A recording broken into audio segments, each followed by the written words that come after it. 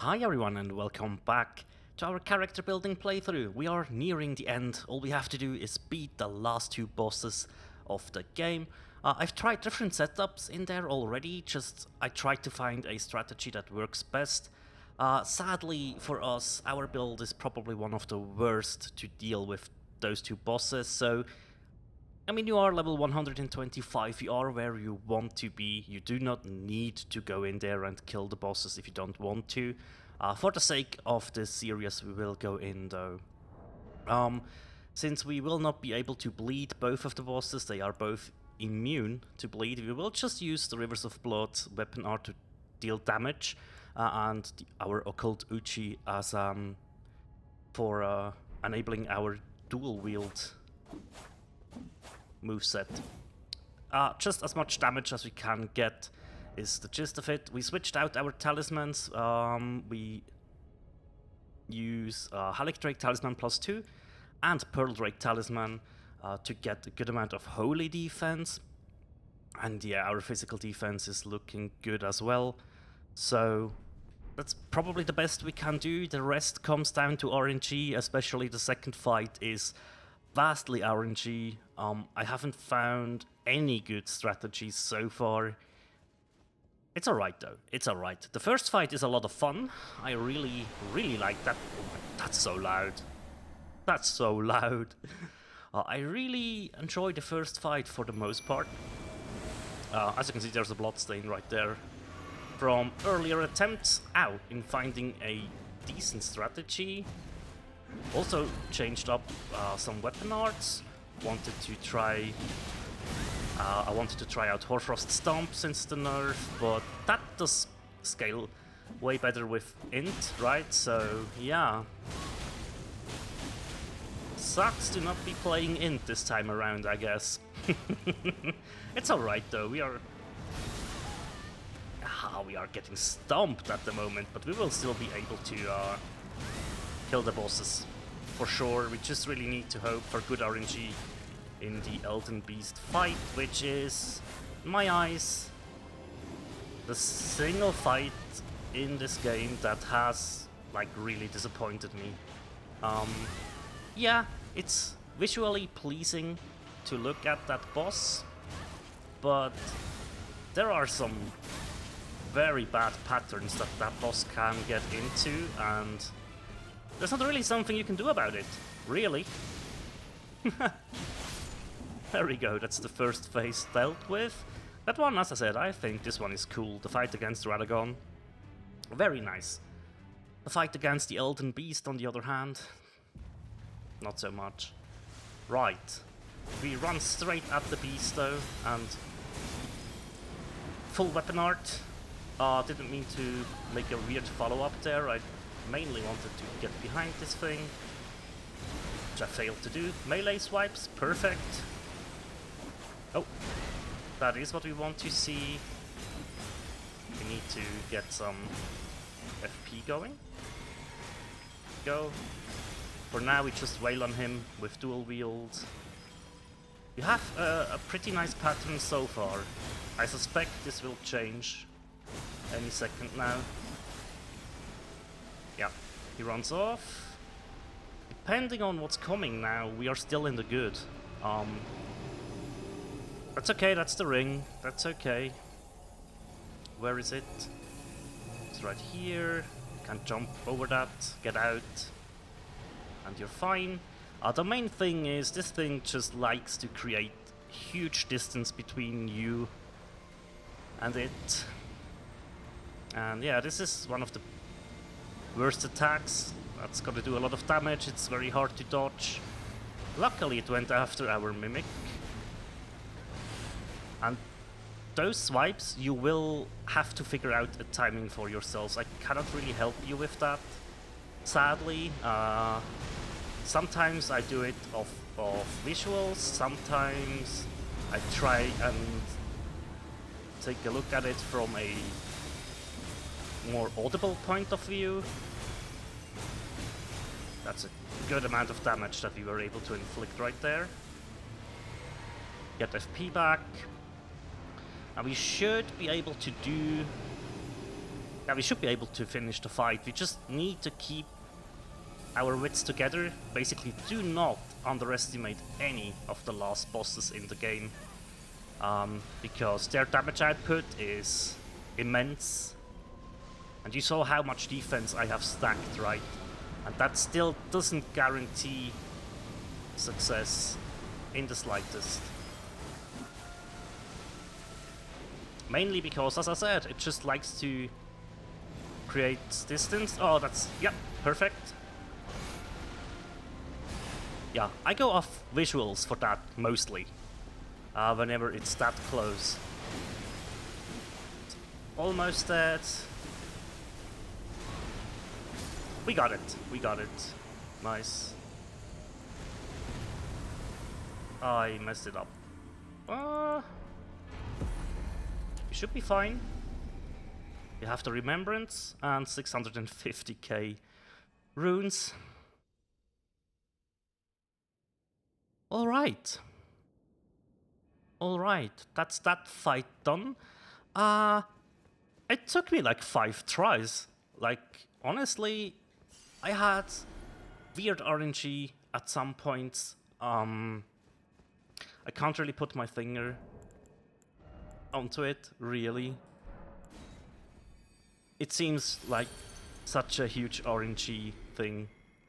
But yeah, with the gold pickled fowlfoot active and consumption of the Remembrance, we are sitting on 700,000 runes, which gives you enough room to upgrade multiple weapons, which is very important, I think, to be doing at the end, right? So now you have a good amount of runes stockpiled.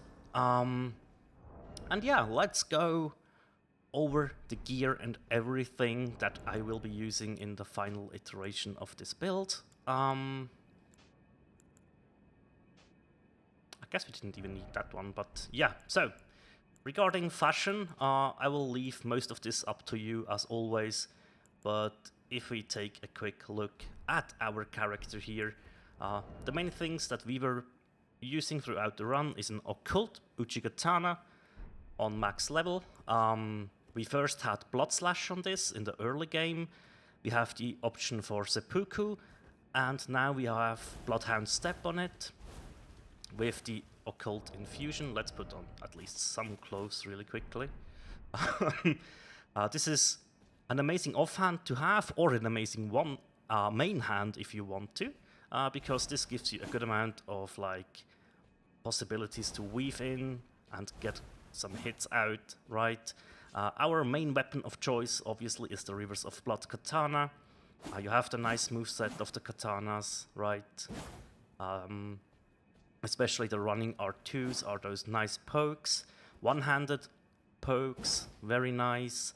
And obviously the big... oops, I don't have any FP flask left, but the big winner is this amazing weapon art, which we don't have the FP for. But yeah, this weapon art will bleed a lot of enemies very fast, mostly on the third strike of it, which is amazing. We have the option to dual wield our 2 katanas and gain access to this amazing moveset. An intense amount of blood build-up, or blood loss build-up. Jumping attack is cool, the rolling attack is very nice. If you sprint after someone, press crouch and L1, and you get this attack out instead of the normal sprinting R1, right? The backstab one, also pretty cool. We were using the Beast Crest heater shield for the most part, mainly to block, and we did set this up with no skill, so whenever, let's set that to grace actually, before we trigger the ending here, to restore the FP. There we go. So whenever we have the shield and the katana and we block an attack and can press L2 immediately to go into the weapon art and have the shield back out to block if we need to, right? So those are the main things. We did use a short bow to pull enemies towards us for the most part. We didn't use it for anything else. But as an alternative, we have the buckler, which we need to level at some point, but just the buckler parry is very nice. We also did collect golden parry as an Ash of War to use if we want to. We have as an alternative main weapon the Eleonora's Pole Blade, which is the twin blade here. Very cool R2 with a nice follow-up. And if you take a look at the two-handed moveset, which is what you will be using most of the time, pretty much the same moveset. And this amazing weapon art, a nice gap closer, and you gain distance after you are done with it, as demonstrated here, right? And you can change directions, so that's a very cool weapon that I definitely need to play more with at some point. But I just wanted to have a backup weapon in here, and not only focus on the Rivers of Blood, right? We have Voray's Bouquet that we can test out at some point. That will need a little bit of testing though. So yeah, let's jump into the gear pieces that will boost your damage. First of all, we have a helmet that will be the white mask. If you take a look at it, it says slightly raises attack power when there is blood loss nearby. So while it doesn't look very pretty, it has a good function to it. And we pair this with the Lord of Blood's Exaltation talisman, which blood loss in vicinity increases attack power. So we stack both of these buffs. Honestly, the one of the talisman is way more important than the one from the mask. So if you want to maybe run around as a wolf, you could do that, or with the bandit mask, like I was doing for the most part of this playthrough. For optimum damage output, you want the mask on. More talismans that I can strongly recommend are the Great Jar's Arsenal. As you can see, we have an equip load of 77.6 right now. With this, we jump up to 92.4. That gives us a nice amount of heavier armor that we can equip. If you take a look, Radon's set pretty much is one of the heaviest sets in the game right now, for me, at least on this character, and we are able to fast roll with this, but only with the Great Jar's Arsenal. So that's a strong look with the Lion Shield as well, right? Just to test this, yeah, even with the full set, we are on max equip, or on medium roll, sorry. There are actually even armor sets that are heavier. That's my bad. Not many though. The scaled armor is definitely heavier, right? Yes, the Beast Champion armor, even the altered one without the cape, the Malformed Dragon, and the Crucible Tree armor as well. So at the end, I decided to go for Maliketh's set in conjunction with the Bandit Mask. This is what you saw me use throughout this fight now. I just really like the aesthetics of this, and I might even stay on this. Not gonna lie, I just don't like the look of this mask. Yeah, it gives me more damage, but more damage isn't always good. Another alternative is Okina Mask. That gives you 3 points into Dex, which means you could have stopped leveling Dex at 18, and you would still be able to use Eleonora's Pole Blade, right? Good. Now, then we have 2 talisman slots that honestly those come down to preference.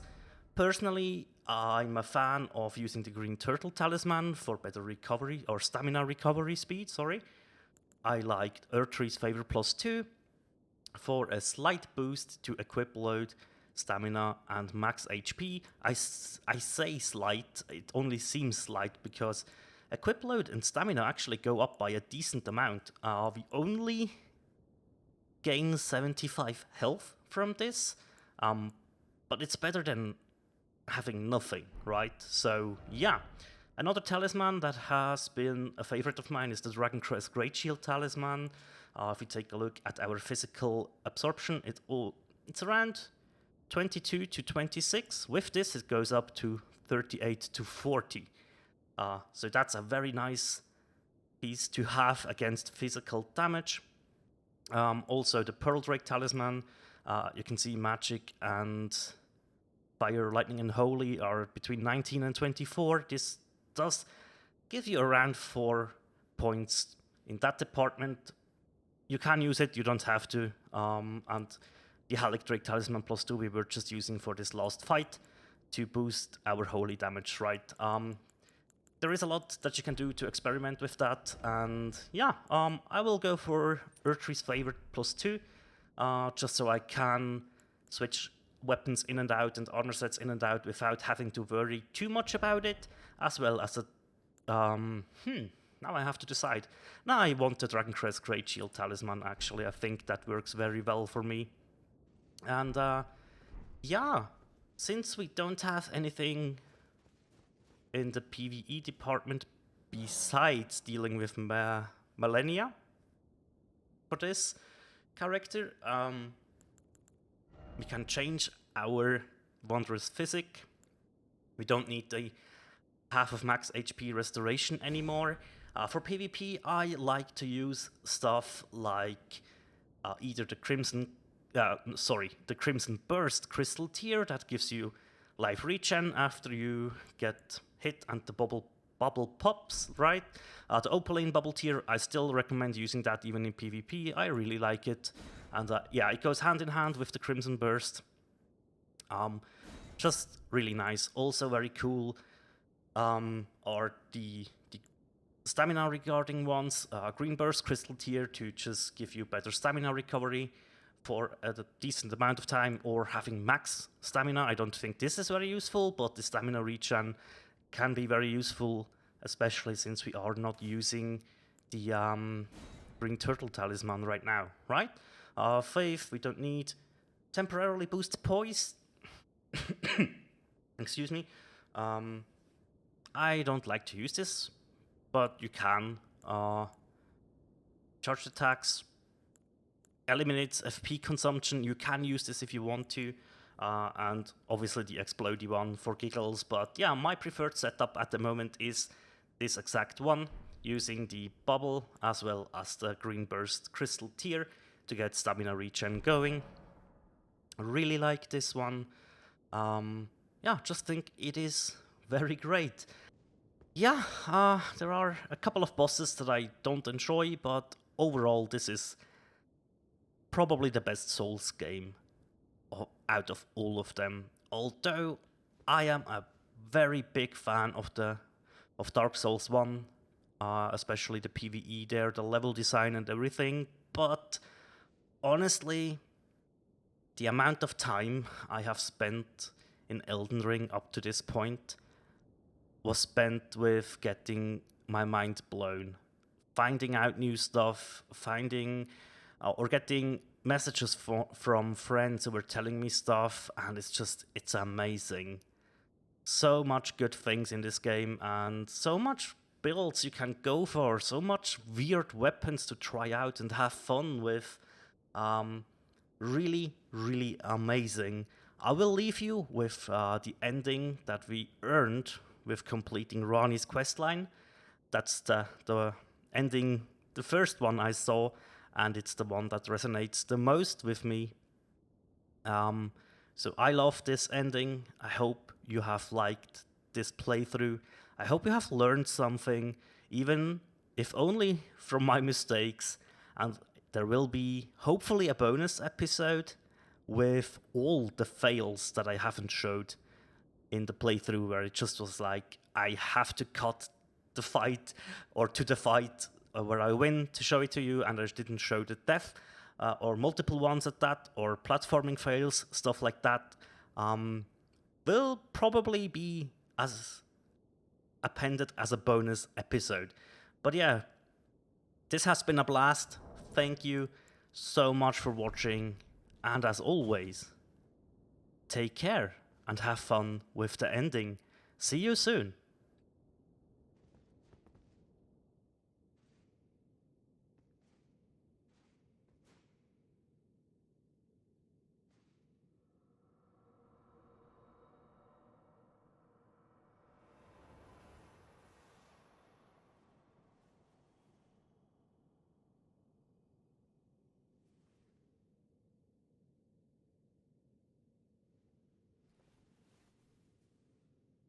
The battle is over, I see.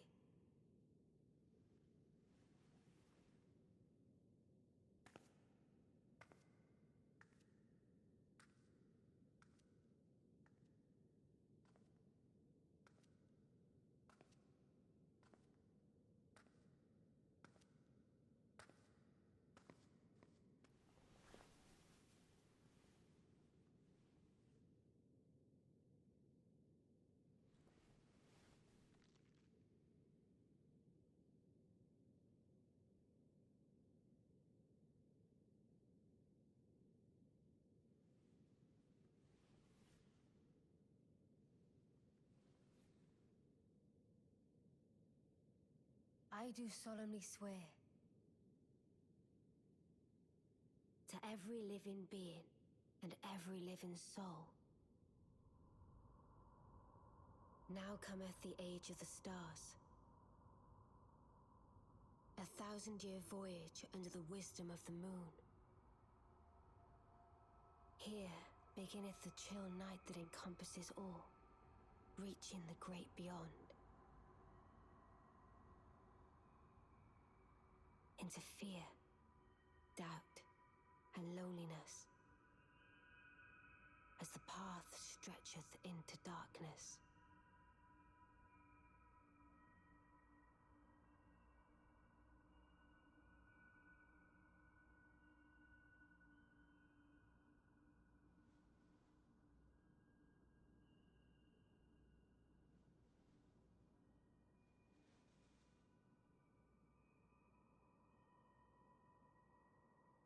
Well then, shall we?